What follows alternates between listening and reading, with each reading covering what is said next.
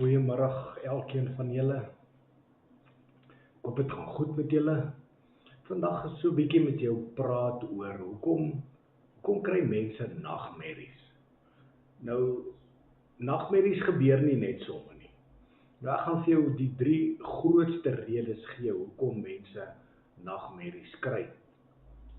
En as jy hierdie 3 goed doen, jy sal nie nagmerries kry nie. Ek kan nie eens onthou hoeveel jare laas het ek 'n nagmerrie gehad. Want ek praat nie van 'n droom nie, ek praat van nagmerries. Dis 'n verskil. So die eerste ding wat nagmerries gee is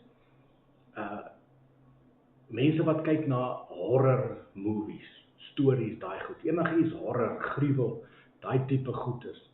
Dis 'n groot deur wat jy oopmaak in die geesteswêreld deur na daai goed te kyk. So dit is 'n groot probleem. So as jy of jou kinders of wie ook al na daai goed kyk, is gevaarlik. Die tweede rede is daar is items in jou huis. Enigiets wat die dood verteenwoordig. Kopbene en al hierdie snaaks en weird goeters, insluitende goed soos drake, slange, skorpioene, spinnekoppe, al hierdie goeters in jou huis. Maak nie saak, al is dit net 'n prentjie van dit. Al daai goeters is goed wat deure oopmaak, wat vir jou nagmerries kan gee. So raak van daai goed ontslae. Vra die Heilige Gees om jou te help, dat jy van die goeters uit jou huis uit kan kry. En die derde een gaan jou dalk so 'n bietjie skok. Kos. Ja, jy het reg gehoor, kos. Moet nooit binne 3 ure nadat jy jou aandete geëet het, gaan slaap nie. Dis 'n spiritual ding hierdie. Veral vleis. Eet vleis en gaan slaap 'n uur daarna, dan kyk jy wat se nagmerries kry jy.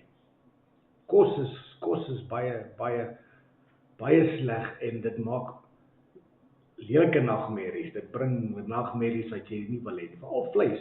Ek sê nie moenie vleis eet nie, jy moet net nie vleis eet en binne 3 ure gaan slaap nie. En die ander probleem is die middernag. Daar's mense wat in die middernag opstaan, dan gaan eet hulle. Moenie, dis gevaar. Terwyl ek nou op dit is, as jy, en hierdie is, min mense weet hierdie wat ek nou met jou deel. As jy nie in die middel van die nag, as jy byvoorbeeld 1 snytjie brood eet, dit is gelykstaande aan enigiets tussen 50 en 100 snye brood in die geesteswêreld op jou liggaam.